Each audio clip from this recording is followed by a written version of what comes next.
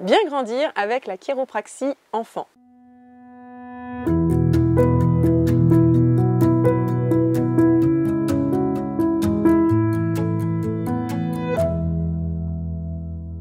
Bonjour, je suis Nathalie, j'accompagne les jeunes et les futures mamans et plus généralement les familles à accompagner le développement de leur enfant de la grossesse à 3 ans au naturel et en étant aligné avec leurs valeurs. La chiropraxie, c'est une pratique manuelle qu'on entend de plus en plus parler et on peut se demander quel intérêt cela peut avoir pour nos enfants. C'est ce que je vais traiter aujourd'hui dans cette vidéo avec mon invité Laurent Picard qui est chiropracteur formé en kinésiologie appliquée. Si tu veux retrouver d'autres vidéos de ce type, tu es au bon endroit sur ma chaîne, alors abonne-toi tout de suite en cliquant sur le bouton s'abonner et en activant la cloche pour être prévenu des nouvelles vidéos que je poste.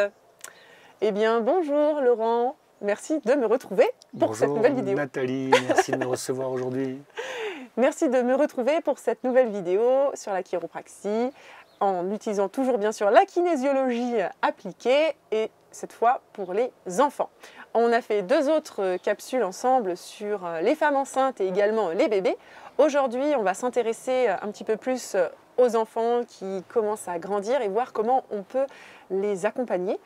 Avant de démarrer, pour ceux qui n'auraient pas suivi nos autres vidéos, est-ce que tu peux nous expliquer en résumé ce qu'est la chiropraxie? La chiropractique, Nathalie, c'est une médecine de santé naturelle qui a pour objectif d'optimiser les fonctions du corps naturellement en enlevant les interférences du système nerveux. Sachant que le système nerveux est composé du cerveau et de la moelle épinière. Donc en fait, on va faire des corrections qu'on appelle ajustement chiropractique, principalement sur la colonne vertébrale, le bassin et le crâne. D'accord. Et en plus, tu as dans ta pratique, du coup, l'apport de la kinésiologie appliquée. Tout à fait. La kinésiologie appliquée clinique, qui a été développée en 1964 par le docteur George Goodhart, lui-même chiropracteur, est un outil supplémentaire, une technique qui va permettre de tester les muscles du corps pour obtenir des informations sur le fonctionnement du système nerveux. D'accord. Donc en tant que diagnostic et aussi pour vérifier que les corrections apportées sont bien effectuées. Tout à fait. D'accord, très bien. Alors, on va parler aujourd'hui des enfants. J'imagine, souvent on se dit c'est une thérapie manuelle, donc on va s'en servir pour corriger par exemple des traumas physiques quand un enfant est tombé, s'il a des difficultés motrices par exemple. Est-ce que c'est le cas et comment ça se passe? Tout à fait. En fait, la première, on va dire, valeur de la chiropractique, c'est de pouvoir travailler sur le neurosquelette, en fait. Donc à travers la kinésiologie appliquée clinique, on va pouvoir faire des tests musculaires qui vont nous permettre de voir si des fonctions crâniennes, des fonctions pelviennes, des fonctions au niveau de la colonne vertébrale sont totalement correctes ou pas. Et à ce moment-là, on va commencer à faire des corrections à ces niveaux-là. D'accord. Chez les enfants, c'est très intéressant, notamment car l'enfant, au fur et à mesure qu'il se développe, quand il commence à marcher, il va tomber. Quand il commence à faire de la trottinette ou du vélo, il va tomber, malheureusement. Mais ce sont des moyens nécessaires à l'apprentissage. Donc, au fur et à mesure, il va commencer à mettre du stress sur son neurosquelette. Et donc, par ces outils-là, on va pouvoir commencer à faire des corrections. Sachant aussi que les enfants maintenant font du sport ou des sports de plus en plus jeunes et qui peuvent être traumatisants pour son neurosquelette. D'accord. Ah oui, je pense notamment aux petites filles qu'on voit faire de la gymnastique où c'est assez intense de manière assez jeune avec des conséquences parfois même sur le développement du squelette. Tout à fait. Même chose pour les garçons avec le rugby dans certains cas, le football, qui sont de très bons sports mais qui peuvent entraîner des compression, des impacts et donc des subluxations vertébrales. D'accord, oui, qu'il est important de traiter pour éviter des déséquilibres plus tard ou... Bien sûr, parce que si l'enfant enregistre très jeune des perturbations au niveau du crâne, qui correspond à 80% du système nerveux, au niveau de la colonne vertébrale, 20% du système nerveux, au niveau du bassin, qui représente en fait la statique sur laquelle repose l'arbre vertébral, eh bien, automatiquement, son corps va commencer à rentrer en compensation. Et donc, il va grandir avec un système qui n'est plus le système du départ. Ah, ça me fait rebondir sur une question, une idée qui me vient. Justement, est-ce que ça pourrait être la cause des scolioses qu'on peut avoir aussi chez les enfants? Enfin, je ne sais pas quel est le rapport. Dans certains cas, c'est possible qu'un trauma puisse entraîner une compensation squelettique, donc de type scoliose. D'accord. Les scolioses sont aussi en rapport avec la fonction occlusale. Ah, d'accord. Aussi, le développement de l'occlusion, c'est-à-dire la relation entre les dents. Oui, en gros, pour faire simple pour nos auditeurs, si la mâchoire du haut, la mâchoire du bas est bien alignée et que les dents se ferment et ont contact, voilà, si pour faire simple, en fait, la mandibule s'articule ici avec le maxillaire.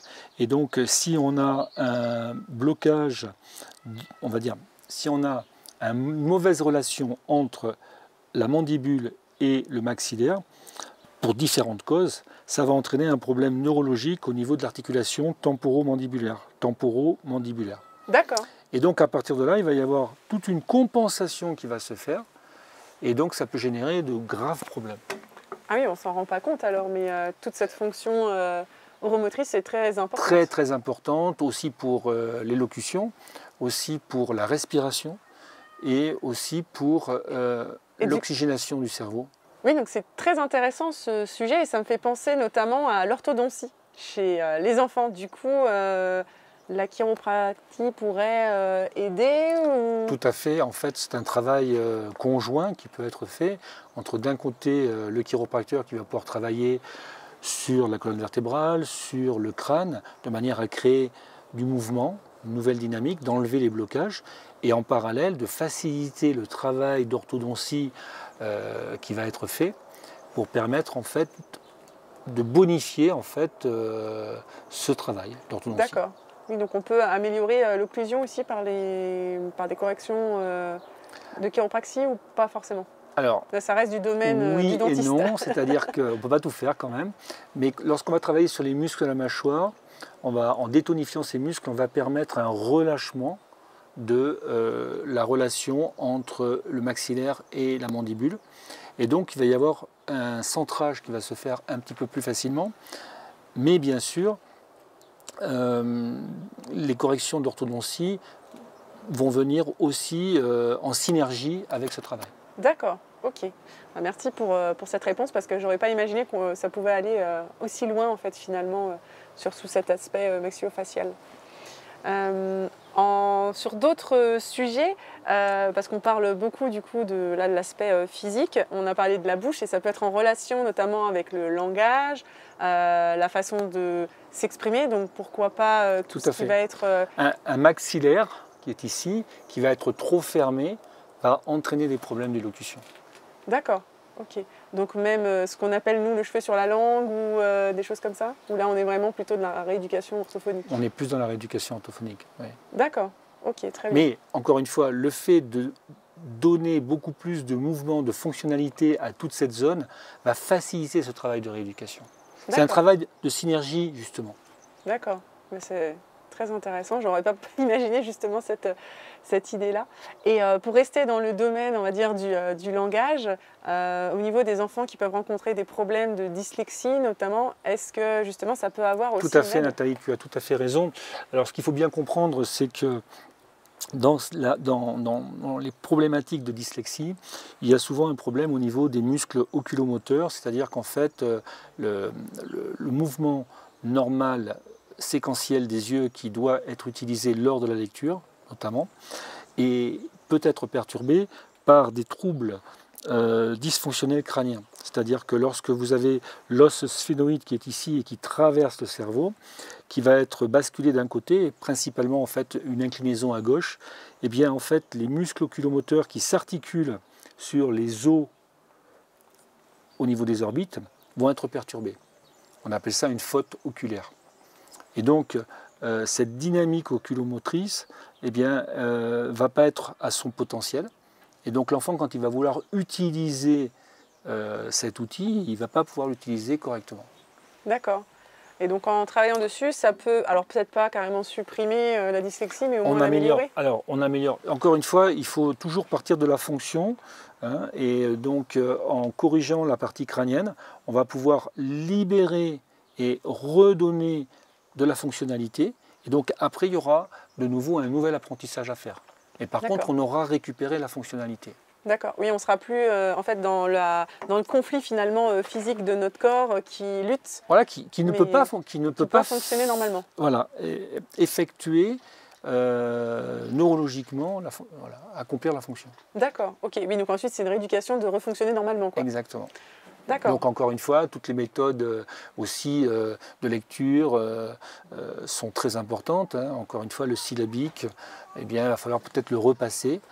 Parce que l'enfant, il a appris avec une technique globale et malheureusement, il n'a pas tous les codes qui fonctionnent bien. Donc à ce moment-là, le fait de repasser derrière une technique syllabique va permettre à l'enfant de faire le lien entre comment je passe de l'oral à l'écrit et ainsi de suite. Alors pour rester un petit peu dans ces problématiques de langage, d'apprentissage, ça me fait penser aux enfants qu'on peut appeler dits neuro-atypiques. Et je pense aussi notamment aux enfants au potentiel ou dits enfants précoces, parce que tu t'es aussi beaucoup investi dans une association pour ces enfants-là. Et qu'est-ce que la chiropraxie peut apporter? Alors la chiropraxie peut apporter beaucoup parce que, on va dire, l'univers de ces enfants à haut potentiel est un univers particulier où il y a plusieurs domaines de problématiques. Donc notamment, on parlait tout à l'heure des enfants dyslexiques, mais on peut avoir des enfants précoces dyslexiques. Oui, exact. C'est tout à fait possible. Et aussi, ces enfants précoces ou à haut potentiel ont souvent aussi des problèmes de maturité émotionnelle. Donc ils ont un cerveau qui est capable de comprendre des choses type un adulte, mais en même temps ils ont un problème d'immaturité émotionnelle. Donc ça crée des problèmes pour eux d'adaptation, adaptation au niveau social, ni plus ni moins, des fois des adaptations familiales, et donc ça crée des problèmes émotionnels chez ces enfants. Donc ce domaine-là, il faut l'aborder sous différents angles en fonction des spécificités de dysfonctionnement de l'individu. Donc je regarde toujours la partie crânienne, encore une fois, parce que c'est 80% du système nerveux. Il faut savoir que ces enfants précoces, ils ont une spécificité aussi, c'est la dysynchronie, c'est-à-dire qu'ils ont un grand déséquilibre entre leur capacité intellectuelle pour leur âge, et donc le fait de travailler sur la partie crânienne permet en fait de lisser un petit peu, on va dire, tout ce que ça peut générer comme problématique. D'accord. Après, il faut travailler sur la partie émotionnelle, bien sûr, encore une fois, parce qu'ils se sentent rejetés, ils se sentent inadaptés par rapport à l'environnement dans lequel ils vivent. Oui, du coup, il y a souvent un système un peu d'auto-isolement parce qu'on ne sent pas trop de relations avec les autres ou d'intérêts communs et ça du coup, peut on être fait une sa vie un tendance, peu seul. Bien sûr, ça peut être une tendance, ils ont l'impression de ne pas être compris, eux-mêmes ont l'impression parfois d'être inadaptés par rapport au système éducatif, et donc ça crée énormément de tensions, de problèmes, de mal-être, de difficultés. Les parents aussi se sentent parfois complètement désarmés parce qu'eux-mêmes ne sont pas dans cette énergie-là, et donc ils ne comprennent pas pourquoi leur enfant ne fonctionne pas comme les autres et pourquoi ce n'est pas aussi simple que ça devrait être. Oui, je comprends. Et du coup, c'est intéressant cette histoire de gestion des émotions, parce que finalement, ça intéresse tout le monde et ça intéresse tous les parents. Comment la chiropraxie, justement, peut aider à cette gestion émotionnelle, ou en tout cas peut-être de mieux vivre ces émotions? Alors, il y a deux niveaux, deux outils, si on peut dire. Alors, en chiropractique, on a des techniques qui travaillent sur la partie d'organisation neurologique qui permettent de relâcher des systèmes qui sont bloqués de fight-flight, attaque-défense, qui est le premier programme de survie en lien avec le cerveau reptilien, que nous utilisons tous les jours pour survivre. Oui, en fait, cas de danger. Oui, c'est ça, on essaie de repérer le danger pour se combattre ou se figer. Dès qu'on repère le danger, en fait, l'amygdale du cerveau est en alerte. À ce moment-là, ça va déclencher un système réflexe de fight-flight, qu'on appelle. Et donc, quand ce système il est surutilisé, en fait, il ne se relâche plus. Et donc, là, avec ces techniques-là, on peut permettre au système nerveux de retrouver l'équilibre. Et puis, en parallèle de ça, eh bien, nous avons tous emmagasiné des programmes depuis notre conception jusqu'à l'âge de 12 ans qui vont être enregistrés dans notre subconscient. Et donc, par les techniques de kinésiologie appliquée clinique, on peut accéder à ces programmes et dire au système nerveux, écoute, il s'est passé ça dans ta vie à tel moment, laisse tomber, tu peux vivre avec, grosso modo. D'accord. Et on désengage la programmation négativement intégrée. On pourrait appeler ça en fait un programme négatif, puisqu'en fait il a été enregistré comme une perte et pas comme un gain pour le système nerveux. D'accord. Ce que tu es en train de dire, ça me fait penser justement à ces enfants, par exemple, qui vivent des expériences négatives. On pense souvent d'ailleurs à l'école, avec du harcèlement scolaire, quand ça peut aller jusque-là. Est-ce que justement des événements qui peuvent être, entre guillemets, traumatisants pour l'enfant, qui a un impact émotionnel négatif fort, peuvent être justement traités grâce à la chiro et à la kinésiologie appliquée? Bien sûr, parce qu'on va permettre à son système nerveux justement de faire la part des choses et de relâcher la partie négativement intégrée dans cet enregistrement. D'accord, très bien. C'est très important parce que j'ai eu la chance d'accompagner pas mal d'enfants comme ça, notamment en lien avec l'Association française des enfants précoces. Moi-même ayant 2 enfants précoces, donc j'étais confronté à la problématique et heureusement j'ai pu essayer de répondre au mieux à tout ça. Et de comprendre, ça m'a passionné aussi de pouvoir aider ces enfants, encore une fois, parce que j'ai vu beaucoup d'enfants qui étaient en mal-être.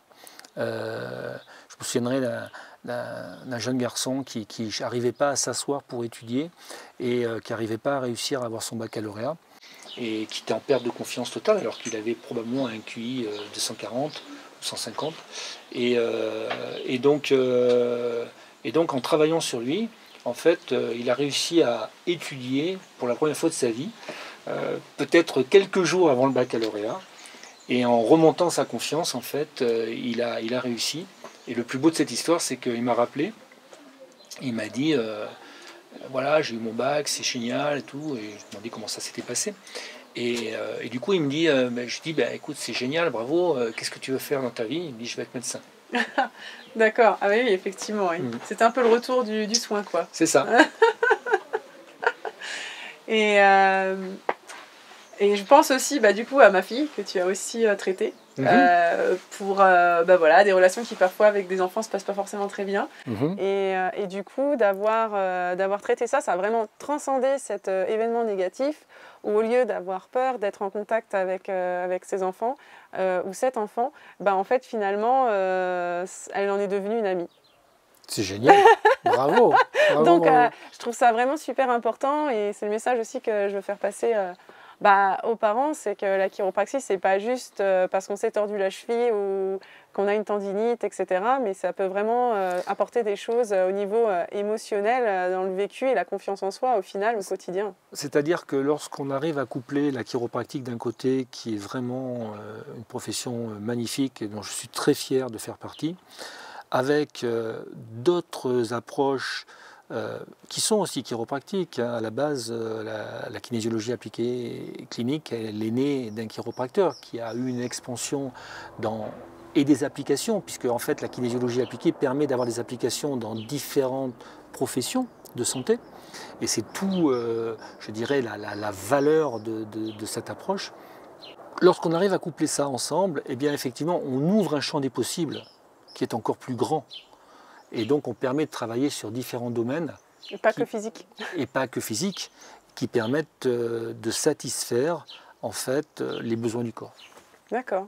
Est-ce que c'est aussi finalement un apport des techniques neuro-émotionnelles auxquelles tu es formé ou Les techniques neuro-émotionnelles, la nutrition, la partie énergétique. En fait, le corps est un hologramme et aussi un tout. Et donc le fait d'optimiser toutes ces fonctions, autrement dit les différentes facettes qui constituent nos fonctions vitales, nos fonctions primaires, nos besoins, permettent à l'individu de pouvoir développer son plein potentiel. D'accord. Merci beaucoup pour cet échange très riche. J'espère que cette vidéo vous aura plu, comme à moi d'ailleurs, le plaisir de la tourner, de vous apporter ces informations.